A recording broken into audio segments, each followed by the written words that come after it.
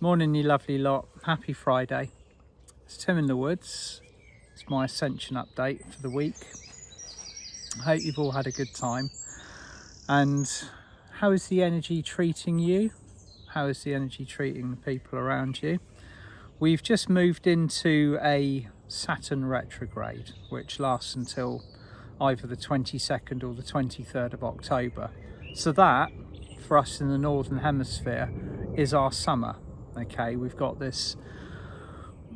I always see these setups, these heavenly alignments, these astrological phenomenon, the full moons, the solstice gateways, the incoming Lion's Gate.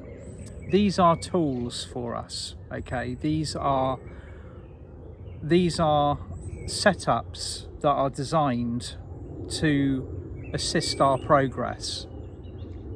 Yet many of us become extremely kind of like, it's almost like with these things occur and we expect them to hammer us. We expect them to kind of put us into an energetic state where we can't function.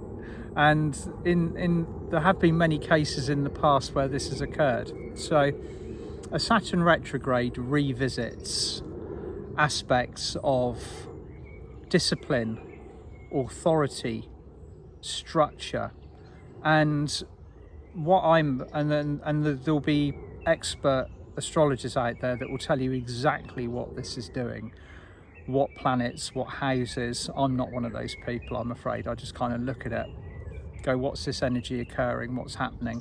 And I'm looking at the effect that it's going to be having on the 3D matrix, and it serves to break it down further. It serves to put us in positions where we are reclaiming our authority, our personal sovereignty, and moving into a state, I believe, where the man-made facades, the pieces of paper, the politicians spouting, their personal rhetoric, these things no longer matter, because it's simply words. It's simply projections from other souls that are either something that we take on as our personal lives, or we simply dismiss it and move on with ours. So that kind of leads me into what I want to talk about this morning, which is I've had a lot of communications recently, and these things tend to come in clusters or little bundles of and this is about spiritual protection. So many people kind of go through their spiritual lives, me included. This happens to everybody. It happens to, doesn't matter where you are, what you're doing on your ascension pathway.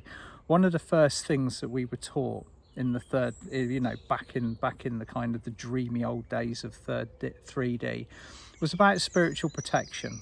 And I've covered this subject before, but I'm going to do it again, because it's whenever the light rises, whenever we get a whole new bundle of ascension vibrations to assimilate and to work with, and to ultimately plan the next phase of our process with, these create the light comes in, and as I've described before, when that light is very bright, which it is at the moment, when it's a very high frequency, it reveals the shadows. It shows us exactly where we need to either make the ship watertight, where we need to kind of respond or act differently, where we're being personally tested and pushed through our initiations, which is why I believe, there's this incredible kind of retrograde dread that comes in. Like, oh my God, I'm going to get tested again. Well, yes, we are.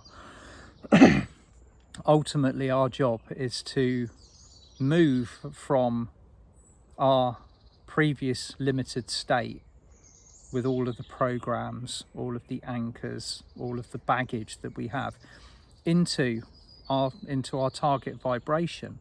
That target vibration requires that we are free of these limitations, that we've learned our lessons, that we've gone through every point on our soul contract fastidiously and done what we've agreed to do when we get down here. So here we go again at the moment. As soon as as soon as the words Saturn and retrograde are put together, all of the kind of the associated tests kind of bubble up into the mix. Now, spiritual protection is something that we are taught right from the outset, right from the get-go, that we have to protect ourselves physically, mentally, emotionally and spiritually from from lower frequencies, from lower vibrations, from people that may project their stuff, their lower frequency into our higher light and therefore drop our vibration.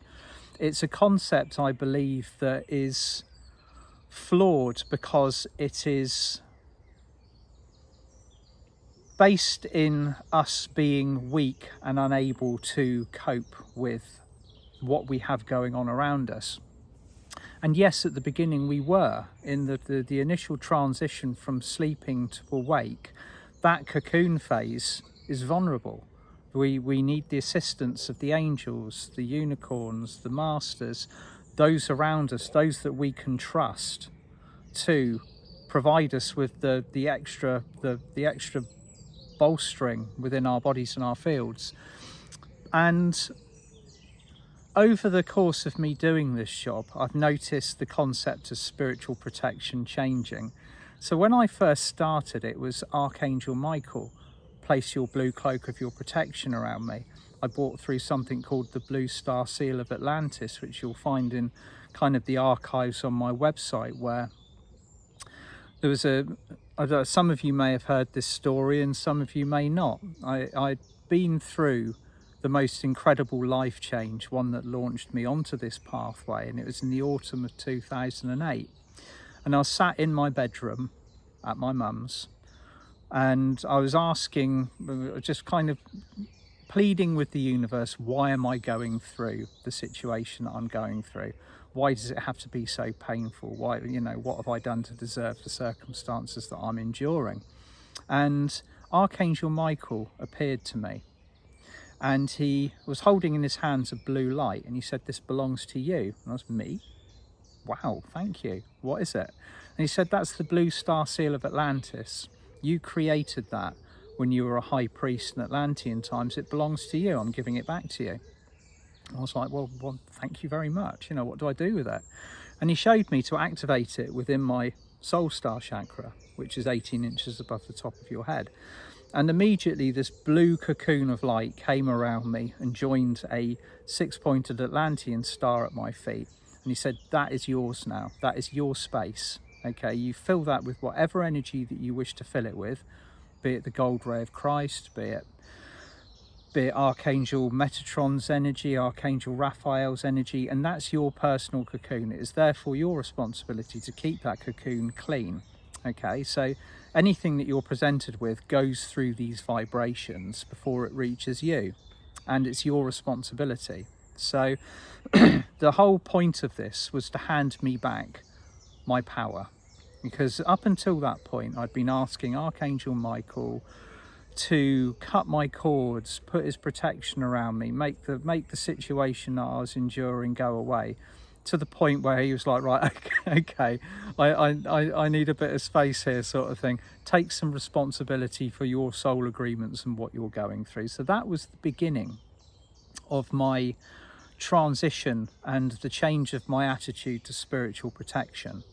And although we do at times need to armor up, we even if it just raises our vibration and gives us a little bit more confidence, what Michael was asking me to do was change my attitude to why I needed spiritual protection and who was going to provide it for me.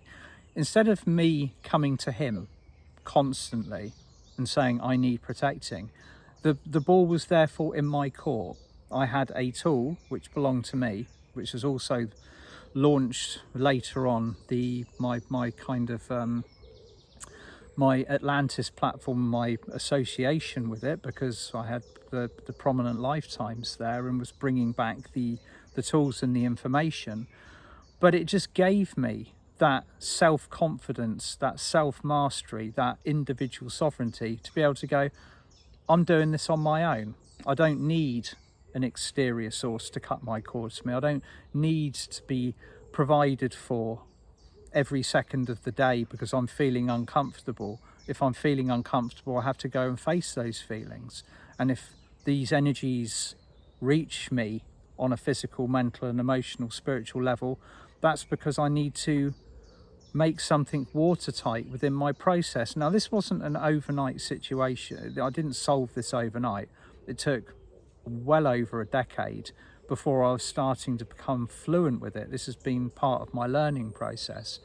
And during that time, I've almost every single individual that I've worked with either on a individual basis or a group basis has always been, how do I protect myself? How do I protect myself from the harshness of the environment that we live in, the third dimensional matrix, which ultimately is still around us. We're plugged into 5D the majority of the time. That's a work in progress. But we've got this entire kind of soup of 3D, 5D and higher vibrations coming in all the time.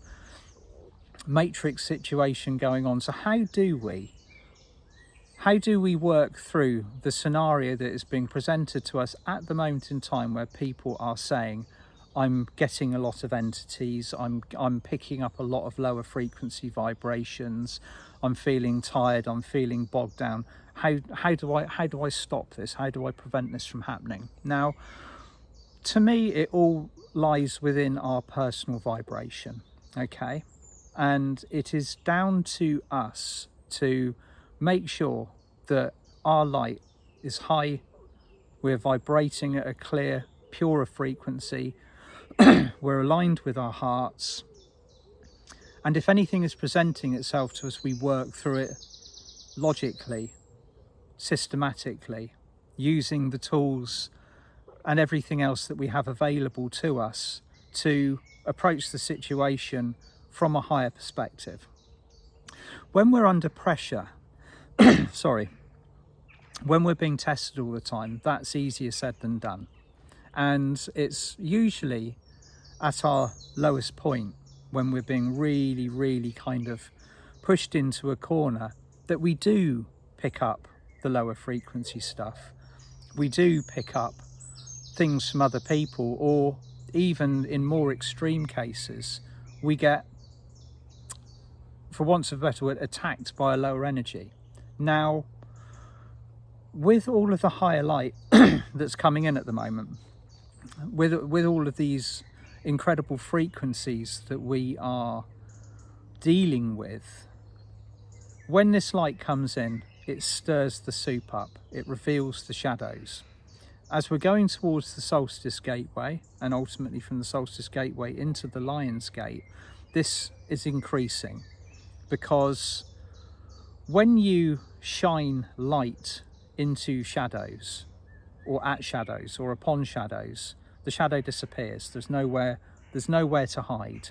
So we share space with millions, if not billions, of astral thought forms, projections, beings that have a consciousness, but they have spent their life or their eternity in that particular state feeding off light, which is provided by the third dimensional matrix. We've taken that, or we're beginning to take that opportunity away. We're unplugging. And of course, as this is occurring, the layers of the astral are being collapsed, and these souls have got nowhere to go. So there is an increase in latching on, there's an increase in tests to show us where we need to be watertight with our personal ascension process. Now, it's a work in progress for us at the moment, okay? Ultimately, spiritual protection does not lie in placing that cloak around us and preventing the outside world from reaching us. That's not how we provide it anymore. If we've got an agreement or a contract with an astral soul or an entity, that spiritual protection therefore is completely pointless. We will have to carry out that agreement. So usually these agreements or contracts lie within our soul contract itself, or it is because of an energy that we're holding within us that has attracted the vibration of that astral being in any way, shape or form, and it's showing us where we need to purify. So to explain this, for example, it often boils back down to our levels of responsibility again. What are we thinking? What are we feeling? What are the words that we're speaking? How are we feeling about another person? Have we sent loving thoughts? Have we sent dark or negative thoughts to another human being? How are we feeling about the you know, even for the 3D oppressors, the kind of the people in positions of self-appointed power? Are we angry? Are we in a state of fear, survival? All of these things at the moment need looking at, because whilst we are in a state of fear or in survival mode, or we're angry with somebody, or we're angry with a situation, then that is opening the doorway for this astral vibration to have instantaneous contact with us. If we're looking at things from a higher perspective, if we're detached from the situations that would normally trigger us, that are bringing these feelings to the surface, then that closes the door for the opportunities. So again, everything boils down to personal vibration. And I'm not saying that I'm perfect with this. I'm not saying that anybody else on this planet is perfect with this. It's so much easier to navigate this ascension process when we are holding the correct quantity of light for ourselves. We've done the work, the personal work. And at the moment, I think the personal work really points to how we are feeling and viewing the world around us, how we're viewing the people. I see so much spiritual competition occurring within not just kind of our own, I remember casting my mind back to the beginning of 2020 and categorizing kind of the awakening souls on planet into two groups: the truther groups and the light pillars, the light holders. It's almost like the two groups have now kind of merged in vibration more, but at the particular time it is almost like these two groups were opposing each other. The truther groups were saying, you have to speak out, you have to speak about the injustices of the world, you have to bring the kind of the deceit that you see into a visible state so others can wake up. And the light holders were going, well, no, we're here to hold the light. What you're bringing negativity or programming, and I could see this going on all the time. And of course there's no wrong and there's no rights in this situation, but because ultimately truth will always reveal itself. If the injustices that many of us have felt angry about or feel angry about will be revealed or are being revealed as we speak, because they've got nowhere to hide. So people will see these for themselves, see these untruths for themselves. And I believe that's a lot of what's frustrating so many people on the ascension pathway at the moment, is because we are having to sit back from our enlightened perspective and watch and wait patiently, I say in inverted commas, as people take their time, take their sweet time to wake up. But it's happening around the world. More and more people are now waking up, and as they do so, they're shaking off their spiritual shackles. They're seeing the light. They're seeing the truth for what it is. They're going through their dark night of their souls, or their that incredible, beautiful endorphin rush that you get at the beginning of the beginning of the spiritual pathway, when it all lights you up. and then they go through the same processes that we've been through. So to move through what we're going through at the moment, to ultimately to navigate this increase in kind of astral activity around us, the entities, the attachments, the projections from other people, it's down to our personal vibration, okay? If we have got ourselves in a state where we are as non-judgmental as possible, where we are being patient, where we're being heart-based in all of our activities, then ultimately these agreements that we have with the lower frequencies, they disappear. That's that, I believe, is where spiritual protection is its most powerful. When words are spoken, and this is something that has really become prominent, particularly this year, words are spells. When we speak, we cast magic. So are the words that are leaving your mouth kind? Are they pure? Are they aligned with your heart center? Because if they're not, they're then creating more of the vibrations that we wish to protect ourselves from. Therein lies the paradox. So before kind of anchoring up, protecting ourselves from the space around us, make sure that you and I and everybody else around us is vibrating at a frequency that is high and pure and clear.